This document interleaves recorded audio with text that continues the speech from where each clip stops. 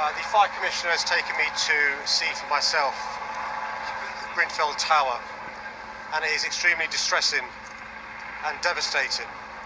Can I begin by saying my thoughts and prayers, as I'm sure the thoughts and prayers of the entire country are with the family and friends of those in the building unaffected by this tragic and horrific fire. Also pay tribute to the amazing emergency services from the fire service. We have more than 250 firefighters, many of whom have been here from the beginning, including the Commissioner. There'll be many more working during the course of the day.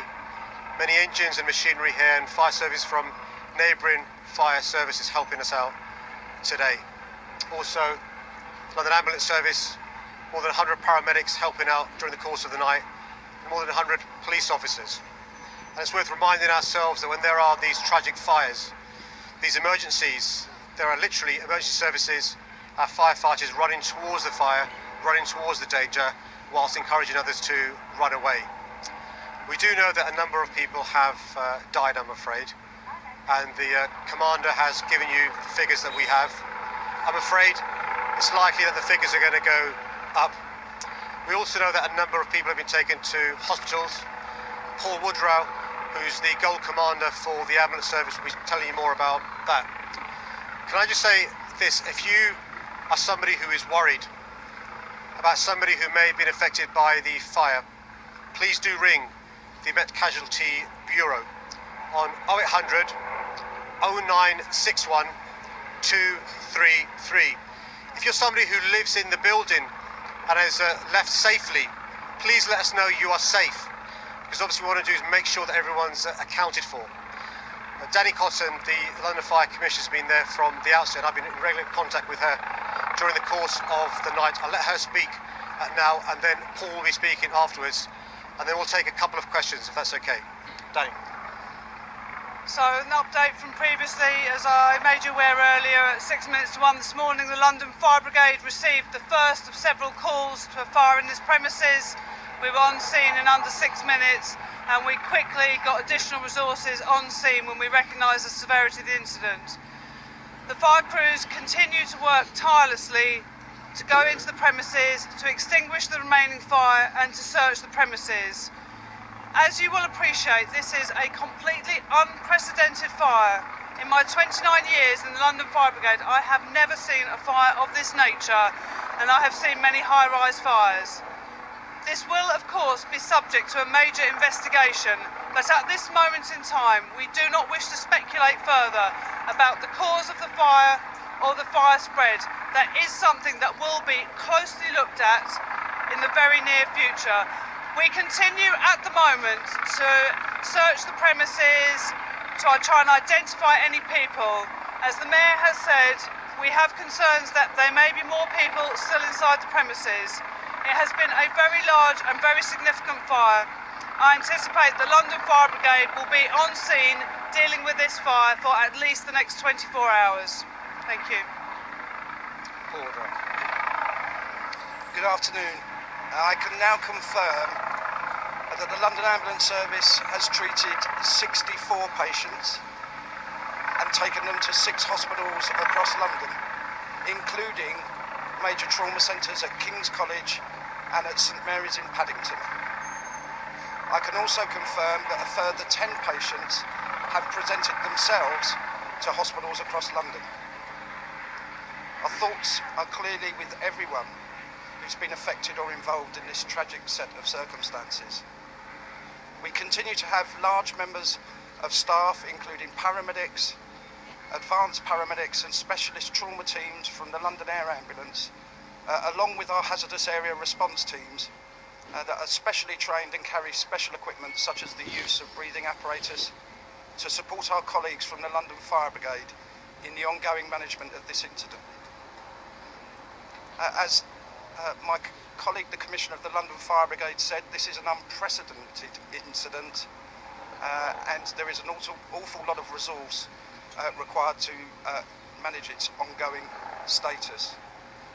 From an ambulance service perspective, I would ask that only call us if you have a genuine emergency. There are other areas of the health service, such as the NHS 111 service, pharmacy, or GPs that can give you advice on non-emergency conditions, and I would request you do that while we support our colleagues from the London Fire Brigade and the Metropolitan Police Service in the management of this incident. Thank you. Okay, we'll take a couple of questions. There are serious questions about... Sure, we'll take one there. Danny Cotton, can I ask you, when you got here in the early hours of the morning, could you have imagined that you would be standing in front of the shell of the building 12 hours later? No, clearly not, although when I arrived on scene, as our very early crews found out, the fire had spread rapidly and was progressing through the building. So when I first arrived on scene, there was obviously a very significant fire in progress, and our crews were working tirelessly to make entry into the premises and rescue people who were trapped. Through our control centre, we took a number of fire survival guidance calls, and we were able to to get our crews to go to those flats and assist the people to come out. As I said before, I have never seen a fire of this nature before in my 29-year history. It's a completely unprecedented nature, and it will require some further investigation quite clearly. Have any firefighters been Okay, injured? Unfortunately, a number of firefighters have been injured, but only, fortunately, with minor injuries, which, considering the scale and the number of my firefighters have been involved and how hard they've worked, is a testament to their professionalism and dedication. They are minor injuries, they are being treated. My colleagues in LAS have been looking after them, and I'm very pleased to say that we continue to work very closely in partnership together. Okay, John. Mr. Mayor, will you give us an undertaking that any inquiry and investigation by your order at the end of all this into how this matter happened, this man-made disaster, is carried out by a completely independent authority that has no relationship with the borough or any other factors that may require construction of this building? Well, can I just confirm that the focus of the experts today is the search and rescue? Very soon, I'm afraid, it'll move on to recovery.